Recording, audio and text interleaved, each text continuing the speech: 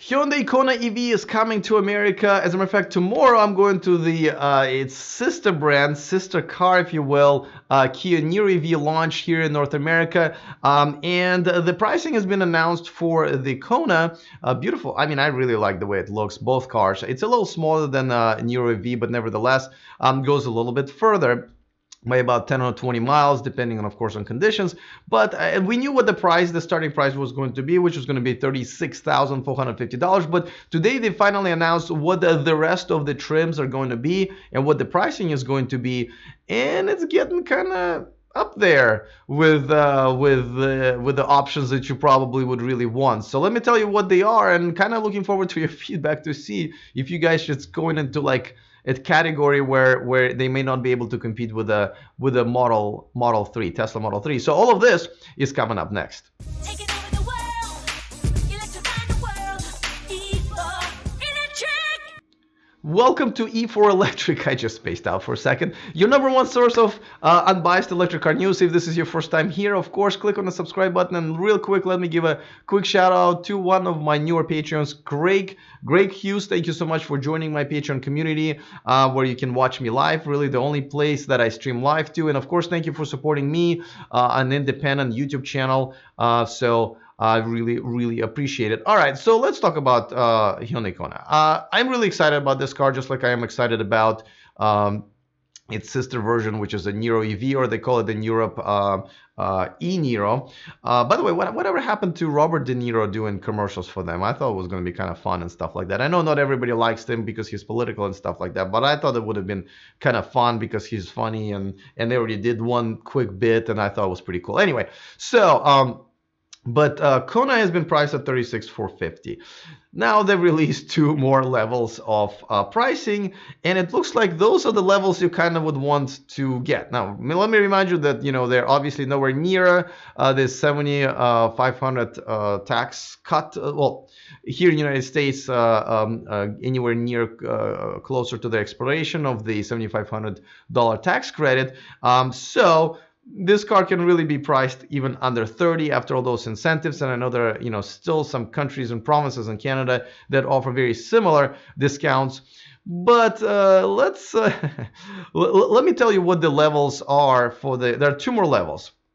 So as a matter of fact, let me read off of you. So one is the regular level is called SEL, and I'm just like right now I'm reading on my screen what the features are. And for example, 4-wheel disc brakes is a feature. You're gonna get brakes. So that's just how basic that configuration package is. Okay, now let's talk about the second level, which is called Limited. And these are the features you're gonna get with that. High beam assist. I'm assuming this is just smart high beams, where if you can have the high beams on, if you see any cars coming either way in front of you, it will automatically dim them back up. LED headlights, power tilt and slide sunroof. That's kind of cool. Leather seats. They call it leather seating surfaces. All right. Power driver seat with lumbar support and adjustment. Outer dimming inside rear view mirror with home link and compass. Power windows with front auto down up, and wireless device charging. So now that is going to be at $41,150, which is about $5,000 more than the first package. And some of these options to me like kind of need to be pretty standard, I would assume, but okay, like especially power seats and stuff like that. Okay, but anyway, so now let's go to the ultimate level. This is where you're getting everything that you've seen in the cars that you've probably seen me take videos of or reviews and stuff like that. Okay, so and this one will be priced at $44,650. That's what I'm saying. It's getting kind of like, even after incentives, it's up there. And by the way, I'd like to know in the comment section, guys, which one would you pick? Would you pick a all stripped down, let's say they will make $35,000 version of Model 3, or the top of the line Hyundai Kona, and why? I have some right now, some Patreons that I was talking live in the chat, and I think two of them are getting Kia Niro EV over Model 3. So I'm interested in knowing that. Anyway, so here's the ultimate package. Obviously you get everything that you have with the previous packages, and then you have rain sensing wipers, which is cool. Pedestrian detection for FCA system. I don't know what that is, so I'll be interesting to find out. But obviously a lot of these features are safety features. Parking distance warning reverse. That one is kind of must have, guys. So this is like has to be in a top package. So that's tough pill to swallow, I think. Heated steering wheel, okay, that is a luxury. Obviously, ventilated front seats, that is a luxury as well. Smart cruise control with stop and go. All right, I would have preferred in a limited, the middle package, but okay. Heads-up display, combiner type. So it's the one that kind of it's like right in front of you that goes right before your windshield, so it's not projected on the windshield. It's just projected on this piece of see-through plastic. Okay, that's I can say that's a luxury feature. I really like it though. 8-inch touchscreen navigation system, which I think should but they do have CarPlay for the Android and iPhone, so that's cool. And then Infinity Premium audio with a Clarify music restoration technology and 8 speakers. Okay, so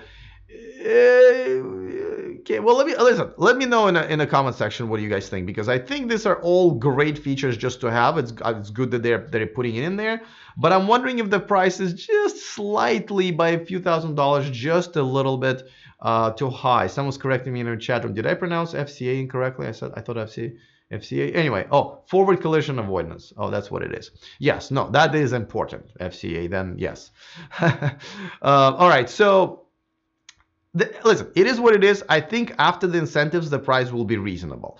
Whether or not you're going to be buying that over Model 3, I think it's a matter of cargo space, right? A lot of people, the compact SUV is extremely popular, not just in America, but in Europe, obviously because of the size. This is a compact SUV. It's a little smaller than the Kia Niro, and it obviously it's a hatchback, so you can actually put more stuff. Like for someone like me, I have a Volt, and yesterday I was able to lower down my back seats and jam my entire hockey goalie equipment in there, which is pretty big, and I still had a cooler and my little backpack of stuff that I packed from my trip to Bay Area over the last weekend. So to me, you really need to have a lot of space, or you need a lot of space while having 4 or 5 passengers in the car.